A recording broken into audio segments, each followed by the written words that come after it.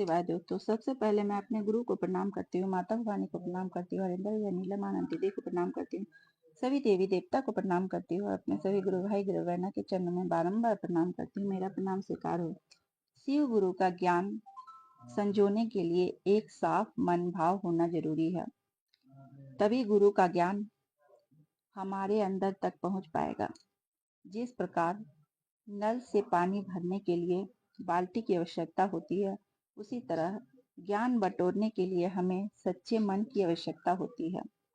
शिव हमें दिखते नहीं, तो शिष्य अपनी प्रारंभिक अवस्था में शिव की मूर्ति या फोटो का सहारा ले सकते हैं, ताकि मन का भाव फोटो देखकर ठहर सके। और जब वही शिष्य पुराना हो जाता है, तो उसे किसी मूर्ति की आवश्यकता नहीं होती, क्योंकि शिव का फोटो उनके मन के मंदिर में बैठ जाता है और शिष्य आत्मा से परमात्मा के मेल हो जाता है।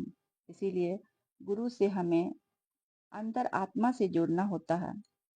शिव को हम तक पहुंचाने के लिए हमारे हरिंद्र भैया और नीलम दीदी ने जो अपनी ऊर्जा अपनी शक्ति लगाई, उसके लिए हम जनमानस को उनका आभार व्यक्त करना चाहिए, क्योंकि हरिंद्रानंद भैया से पहले भी किताबों के जरिए हम जानते हैं कि शिव गुरु थे और किताब में उन 12 शिष्य की व्याख्या लिखी गई है, लेकिन उन 12 शिष्यों में से कोई भी हम तक शिव को पहुंचाने का दायित्व नहीं उठाए।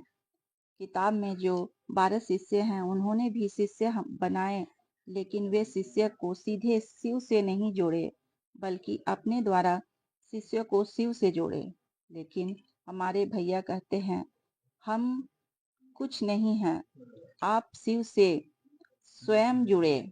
इसके लिए उन्होंने हमें 3 सूत्र दिया, ताकि हमारा मन शिव से जुड़ सके, हमारा मन शिव के सामने झुके। वही शिव की शिष्यता है। इस प्रकार आज की चर्चा को मैं यहीं विराम देती हूँ। अगर आपको अच्छी लगे तो लाइक एंड सब्सक्राइब जरूर करेंगे। धन्यवाद।